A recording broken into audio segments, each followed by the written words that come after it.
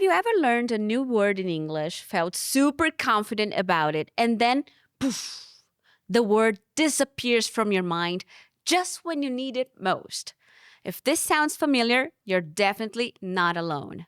Forgetting English words is one of the most common struggles for English learners. Welcome to English in Brazil. I am CARINA FRAGOZO, your English teacher, e hoje nós vamos falar sobre por que esquecemos as palavras do inglês e o que podemos fazer para que isso não aconteça. Mas a gente vai fazer isso 100% em inglês e você pode baixar o texto com a tradução clicando no link aqui na descrição. Hoje você vai poder ter um gostinho da metodologia English in Brazil com imersão em inglês adaptada para o seu nível e muita prática guiada.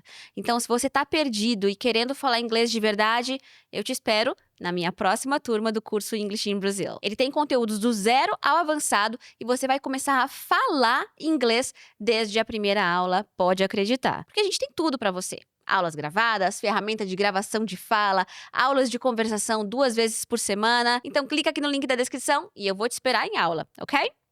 So the language level in this episode is around B1, which is intermediate, but I'll speak a bit more slowly and clearly so that even students at lower levels can follow along. At the end of the episode, I'll ask you 3 comprehension questions to test what you've learned. I'll also highlight some keywords from the episode to help you expand your vocabulary. All right? So let's get started. Why do we forget words?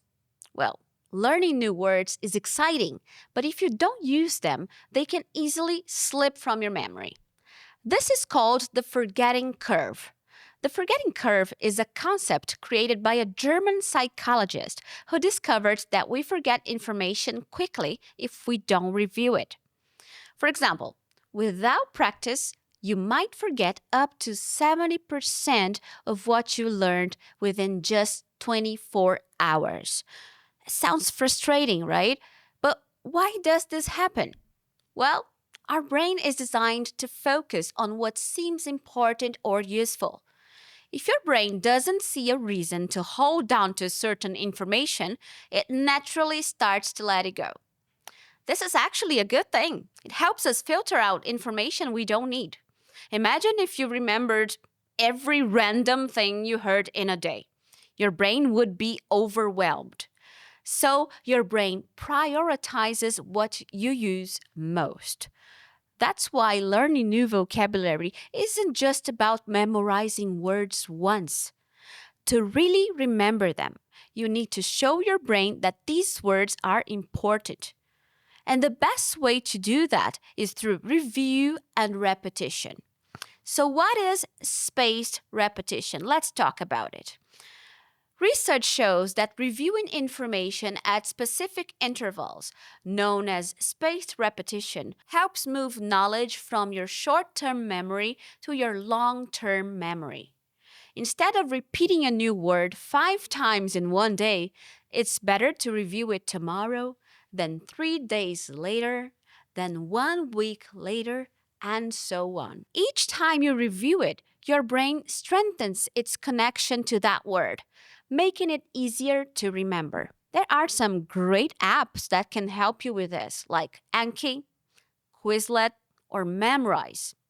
They show you words again just before you are about to forget them. This way, you save time and remember better. And of course, the English in Brazil course also uses a lot of activities that help you apply spaced repetition in a fun and natural way. But you don't need fancy apps to practice spaced repetition. You can also do this with a simple notebook. Here's an idea. Divide your notebook into sections. Write down new words in one section. Then create a review schedule. For example, day 1, write the new words. Day 2, review and make example sentences. Day 4, cover the meanings and try to remember. Day 7, use the words in a short paragraph. Day 14, review again. This way, you create your own spaced repetition notebook. Easy and very effective. Let's talk about deep processing now. Review alone isn't enough. To truly remember new vocabulary, you need to connect with the words in different ways.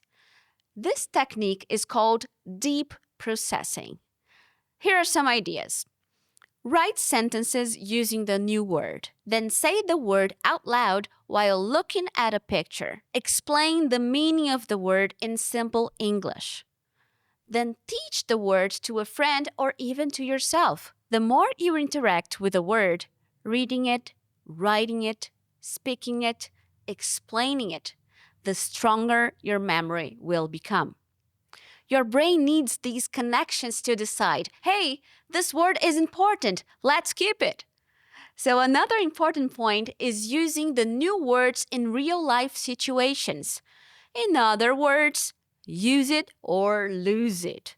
That's right. So if you just memorize lists, you might forget them quickly. But if you use the words naturally, they stay with you longer. For example, when texting a friend in English, try to use the new word. If you're writing an Instagram caption, include one of your new expressions. When thinking about your day, try to describe what happened in English using your new words. Remember, a word you use becomes a word you own. So be patient with yourself because many learners feel frustrated when they forget words. But let me tell you, forgetting is absolutely normal. It's part of the learning process. So instead of feeling bad, use it as a signal that you need more practice. Learning a language is like building muscles. You don't get strong after just one workout. You have to keep going little by little. Consistency is key. So even practicing just 10 minutes a day can make a big difference over time. And celebrate your small victories. Every time you remember a word, every time you use a new expression correctly, you are making progress. So let's recap what we've talked about today. So, how to remember words better? Number 1, practice spaced repetition. Number 2, use a notebook to organize your reviews.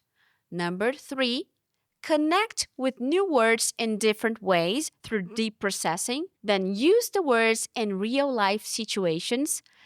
And be patient and consistent. If you apply these strategies, you'll notice a big improvement in your ability to remember and use English vocabulary naturally. E aí, foi fácil ou difícil de entender? Bora checar agora se você entendeu o que ouviu. Bora pro quiz. Pergunta número 1. Segundo o episódio, o que é a forgetting curve? A. Um método para aprender palavras novas rapidamente? B. Um aplicativo que ajuda na revisão do vocabulário? C. Um conceito que explica como esquecemos informações sem revisão?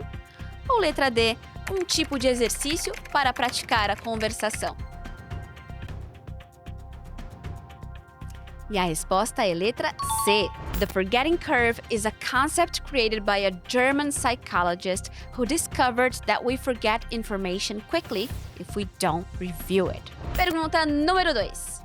Qual é a melhor maneira de fazer as novas palavras durarem mais tempo na memória, de acordo com o episódio de hoje? Letra A. Estudar muitas palavras de uma vez só. Letra B. Revisar as palavras em intervalos específicos, spaced repetition. C. Memorizar listas de palavras todos os dias. D. Escrever as palavras uma única vez em um caderno. E a resposta é a letra B. Vamos à justificativa no texto. Research shows that reviewing information at specific intervals, known as spaced repetition, helps move knowledge from your short-term memory to your long-term memory. E a última pergunta, número 3. O que o episódio recomenda fazer além de revisar para lembrar melhor as palavras novas? Letra A. Somente ler as palavras em voz alta. Letra B. Traduzir todas as palavras para o português? Letra C. Fazer exercícios apenas de gramática? Ou letra D. Usar as palavras novas em frases, conversas e textos? E a resposta é a letra de. To truly remember new vocabulary, you need to use the words in different ways. So write sentences using the new word, try using the word in a conversation with a friend or language partner, and include the word in a short story or journal entry. Chegou a hora das palavras do dia. Tenho 3 palavras para você agora prestar atenção, já anotar no seu caderno de vocabulário ou adicionar aí ao seu aplicativo, como a gente viu hoje. Então, a primeira palavra é overwhelmed. Overwhelmed, que é um adjetivo e significa se sentir sobrecarregado, quando você sente que tem muitas coisas para lidar e não consegue pensar claramente. Então, por exemplo, imagine if you remembered every random thing you heard in a day. Your brain would be overwhelmed. O seu cérebro ficaria sobrecarregado sem saber o que fazer. Então, quando você tem muita coisa para fazer, você pode falar, oh my God, I'm feeling so overwhelmed. Eu amo essa palavra. Segunda palavra, na verdade, uma expressão, short-term memory, que significa memória de curto prazo. Então, é a capacidade de lembrar informações por um curto período de tempo, como um número de telefone ou palavras novas que você acabou de aprender. Então, por exemplo, spaced repetition helps move knowledge from your short-term memory to your long-term memory. E a terceira expressão do dia, que é real life situation. Então, é uma situação de vida real. Um evento ou um momento que acontece na vida de verdade, fora da sala de aula ou dos exercícios de estudo. Então, lembra do texto? Another important point is using the new words in real life situations. Em situações de vida real. Real life English, real life situations. Aqui do lado estão outros 2 episódios dessa série para você continuar praticando. Tem só mais um novo agora, então fica de olho e bora aplicar as dicas de aprendizado para internalizar todas as palavras novas que você está aprendendo por aqui. Se inscreve no English in Brazil e a gente se vê no próximo episódio. Take care!